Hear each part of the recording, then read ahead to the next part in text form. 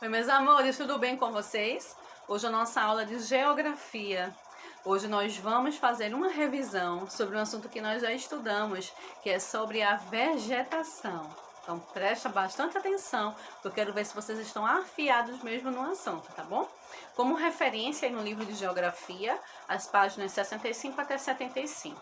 Lembrando que eu não vou hoje fazer nenhuma página dessa aí, até porque essas páginas já foram lidas e respondidas nas aulas e vai ficar somente para você conferir, ou até mesmo se você não participou dessa aula, não respondeu as atividades, para você fazer a atualização dessas páginas, tá bom? Inclusive você pode ir lá rever os vídeos, foram 2 sobre vegetação, tá bom?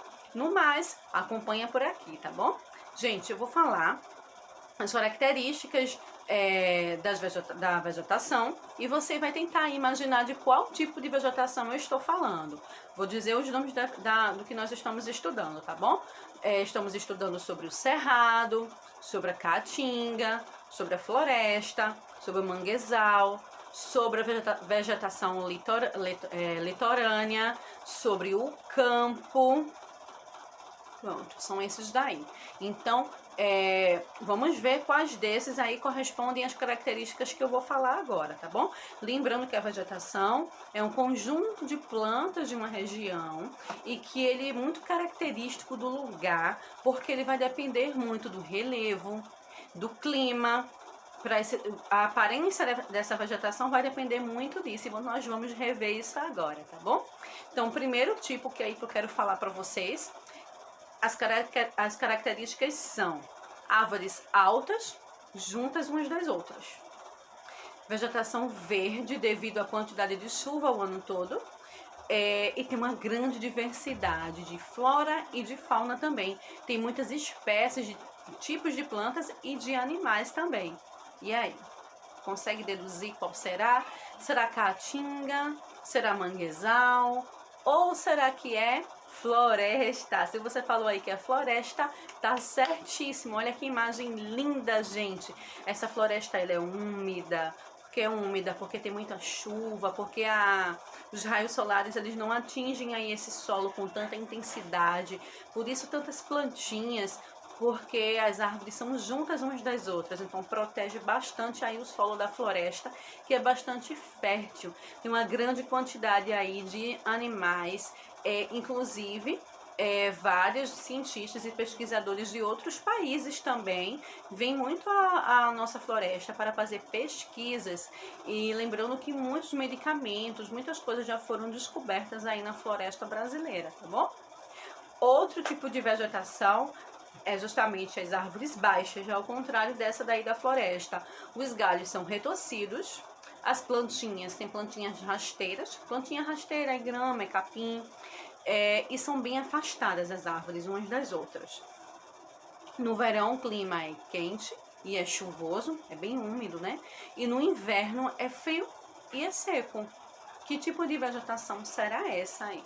Se você aí falou que é o cerrado, olha que belíssima paisagem. Se você falou que é o cerrado, está correto, gente. Olha o gramadinho aí, as árvores são pequenas e afastadas umas das outras. Olha ao fundo da imagem, as árvores bem afastadas, né?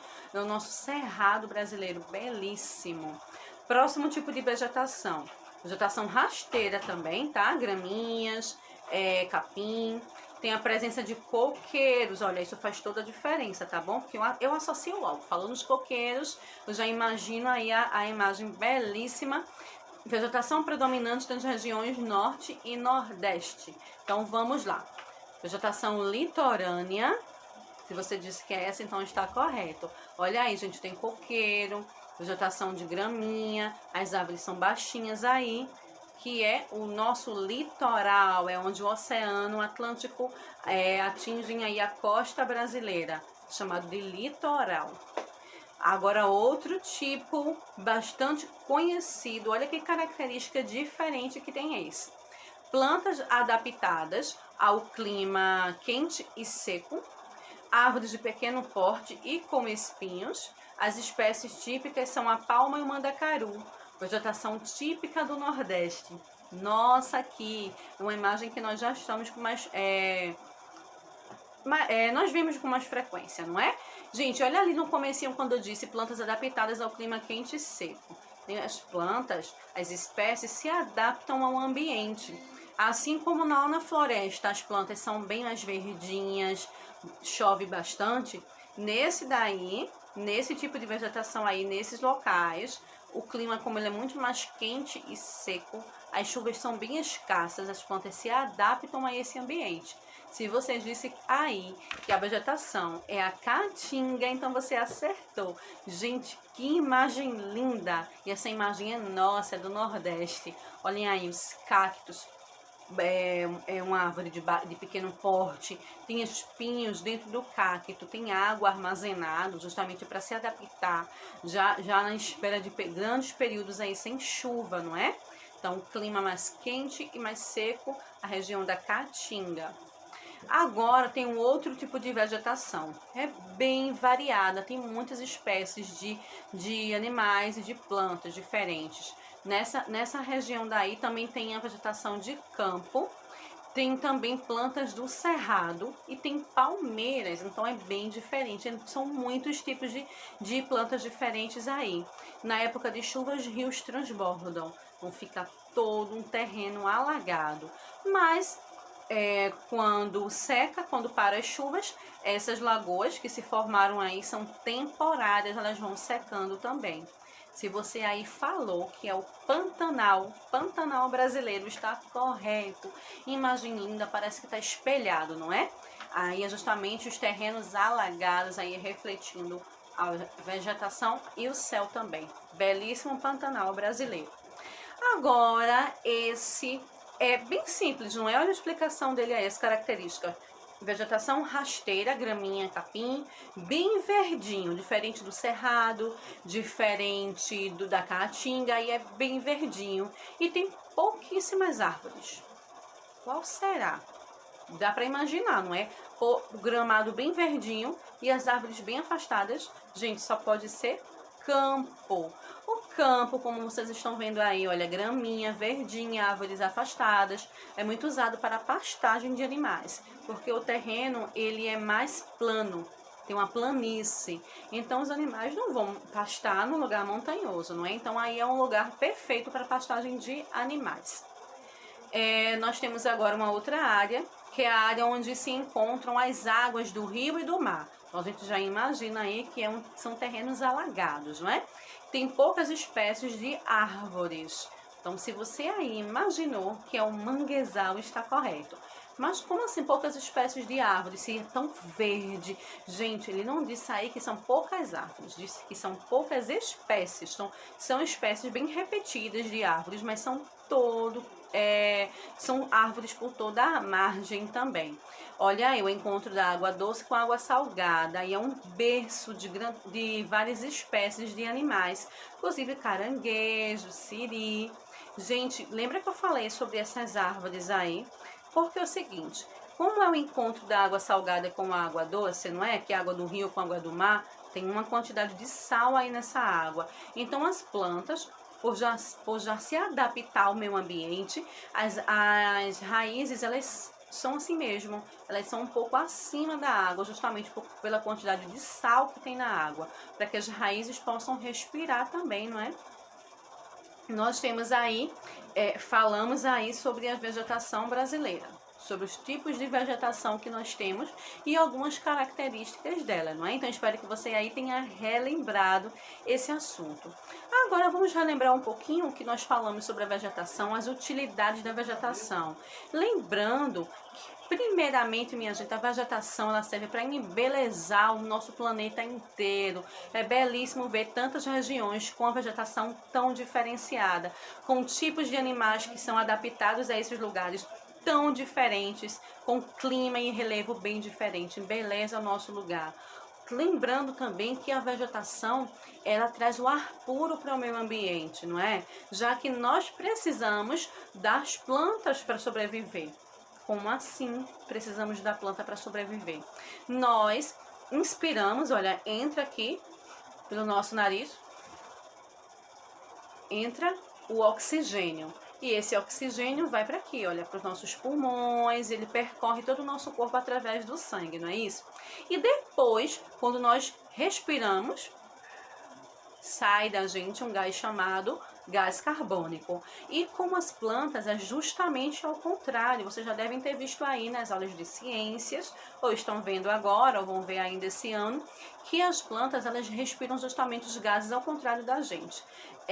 Essas plantas precisam de gás carbônico dentro dela, e das plantas sai um oxigênio, que é justamente o que a gente precisa. Vocês perceberam que é uma troca entre nós e entre as plantas, não é isso? Gente, isso é belíssimo, a natureza ela é perfeita. Então nós precisamos também das plantas para nossa sobrevivência. Mas ainda tem outros tipos de utilidades que as plantas têm. Vamos lá. Servem para chás, medicamentos. Olha, aquela segunda imagem já são os medicamentos feitos, não é, industrializados, a partir de compostos vindo de plantas, por exemplo. Quando eu falei sobre a região da floresta, muitos medicamentos já foram feitos a partir de pesquisas, descobertas de espécies lá na floresta, tá bom? Nós temos os chás passados de pessoa para pessoa, as vovós fazem também, dão para os netos, dão para os filhos. Chá, que é uma delícia, e que é herança indígena também. Lembra que estudamos isso, não foi há pouco tempo? Nós temos agora também as frutas, as verduras e os sucos. Deu até água na boca. Imaginar um suquinho desse aí bem geladinho, um suquinho de fruta, as verdurinhas, as saladinhas. Minha gente, eu não sei preparar nenhuma comida sem colocar verdura. Se eu fizer uma comida sem colocar as verdurinhas lá para cozinhar, eu acho que tá faltando alguma coisa na comida. Eu sei que às vezes as crianças têm um paladar diferente para as verduras, por exemplo, e até para as frutas, mas façam um esforço, porque é fonte de vitaminas, de nutrientes. Vocês que estão na fase de crescimento, precisa disso aí, tá bom? Para crescer forte. E vários tipos de doenças são evitadas quando nós consumimos esses alimentos aí, tá bom? Por que eles estão na natureza? Claro que eles iam servir, gente, para muitas coisas. Servir para nossa saúde e são deliciosos. Com o tempo vocês vão, olha, mudando o paladar e vocês vão perceber o quanto é delicioso as frutinhas e as verduras também, tá bom? Então vamos lá para outras coisas. E sim, e lembrando que a partir das frutas, das verduras, dos sucos são feitos outros alimentos, até os industrializados mesmo, tá bom? Os suquinhos de caixinha, e bolos são feitos a partir aí de sucos, por exemplo, de frutas, várias coisas aí, vários produtos industrializados também tem como matéria-prima aí as plantinhas, as verduras, os legumes, as hortaliças, as frutas, tá bom? Agora sim. Produtos de higiene de beleza, olha aí tem um exemplo de pasta de dente, hidratante, perfume, batom. Existem vários produtos aí, várias empresas que trabalham com produtos, claro que são industrializados, mas com compostos, com coisas que vieram da natureza. Aí, por exemplo, deixa eu ver se eu consigo ampliar aqui. Tem um composto aqui de canela, por exemplo, nesse hidratante. Dá pra ver pela imagem que essa pasta de dente já tem coco, aí tem gengibre, composto. Não é que é totalmente feito disso aí, não. É que em sua base aí, nas suas misturas para fazer esse produto, tem componentes naturais também, como esse que vocês estão vendo. Olha aí, minha gente. Batom, açaí, buriti, romã, rícino, karité e argan. Olha, vários produtos aí tirados da natureza. Deixa eu ver aqui, olha, esse perfume Caminho das Águas, também aí feito de produtinhos a partir de compostos naturais. Então vamos lá. Adiante, nós temos o papel, que é retirado das árvores, não é? Aí temos o pneu, as luvas, essas luvas daí de borracha, a própria borracha de apagar, né, também feita do látex. O produto de plástico da chupeta, da mamadeira, o balão de festa, também é tirado aí da vegetação, porque é tirado de um composto aí chamado de látex, que é um líquido branco que sai das seringueiras, que tem os grandes terrenos cheios de seringueiras, que são aquelas árvores, são chamados de seringais, tá, gente? Tiram aquele látex, que ele é transformado em borracha, e essa borracha é matéria-prima para fazer vários produtos como esses que vocês estão vendo aí. E o papel, vocês sabem, não é? Que é da própria árvore também. Por isso tem que economizar aí, reduzir esse consumo para acabar não usando demais da natureza, não é? Pensar e repensar o uso da natureza. Combustível, gente, aí tem uma imagem, olha, de vários produtos em que são feitos. Olha, aí tem uma imagem de um algodão, da mamona, da palma. Dessa vegetação aí se faz o biodiesel, esse tipo de combustível aí, ele é feito a partir de produtos naturais, e não como o outro combustível, que é o diesel, por exemplo, que é feito a partir de fósseis, por exemplo, de petróleo também. Aí ele é natural, a fonte para produzir esse produto aí, por exemplo, esse combustível biodiesel, é uma fonte renovável, diferente do petróleo, por exemplo, não é? Que dizem aí várias pesquisas de cientistas que com o tempo ele vai acabar mesmo, porque ele é feito a partir de combustível, de fósseis, que demoram muito tempo mesmo para o fóssil ele se decompor e virar o petróleo, por exemplo, né? Não o petróleo aquele que está industrializado, mas em sua forma natural, que eu me refiro, tá bom, gente? Então, aí nós também temos móveis, brinquedos feitos de madeira, não é? Na nossa casa tem aí vários produtos feitos de madeira também. E aí, conseguiram relembrar, refrescar a memória aí, lembrar do que nós estudamos sobre vegetação? Então, vamos exercitar mais um pouquinho? Gente, vocês podem usar o caderno de vocês, tá bom? Na matéria de geografia, para anotar esses exercícios que nós vamos fazer agora. Esse, por exemplo, nós temos 3 afirmativas. Nós vamos ver agora qual é a afirmativa que está incorreta e quais são as que estão corretas, tá bom? Você pode anotar aí no seu caderno, pausar o vídeo, responder e depois você aperta o play no vídeo novamente. A árvore lá de cima, essa primeira, está dizendo assim: vegetação é o conjunto das plantas de um determinado local. Se estiver correta, pode colocar um certinho ou escrever o nome certo, tá bom? Ou somente responder aí. Ou se tiver incorreta também, um X, um não, responde aí também, tá certo?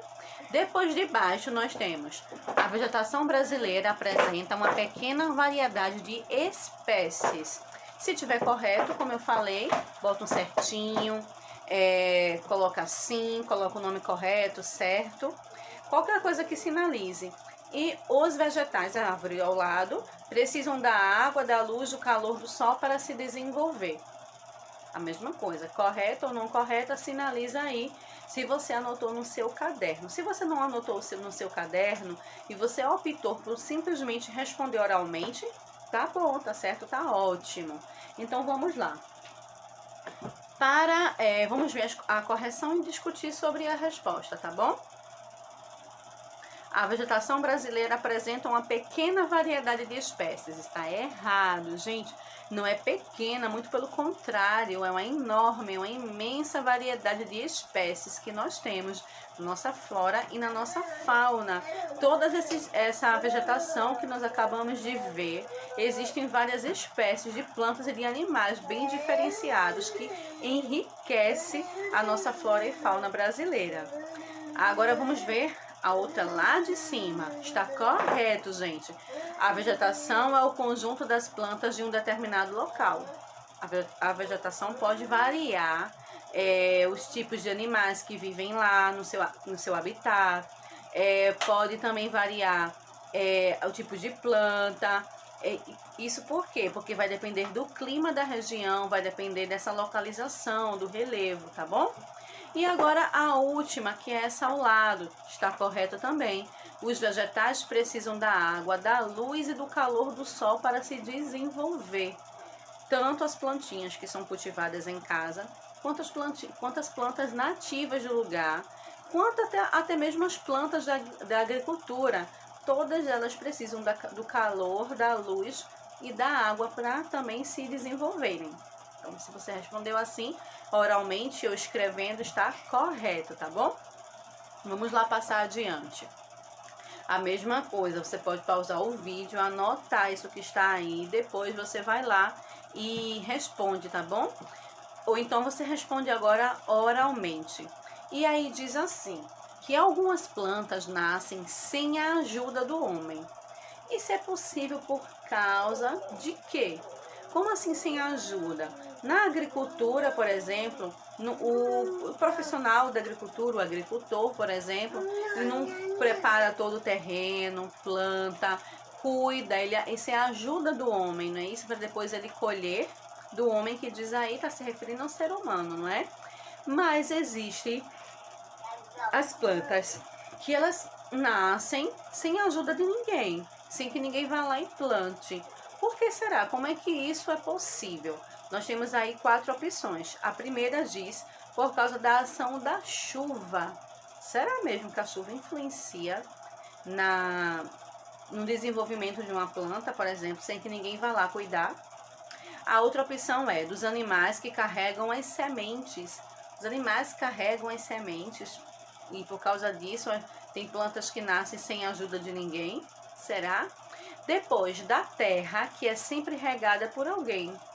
Será que é isso? Será que pelo fato da terra ser sempre regada por alguém, faz com que a planta se desenvolva?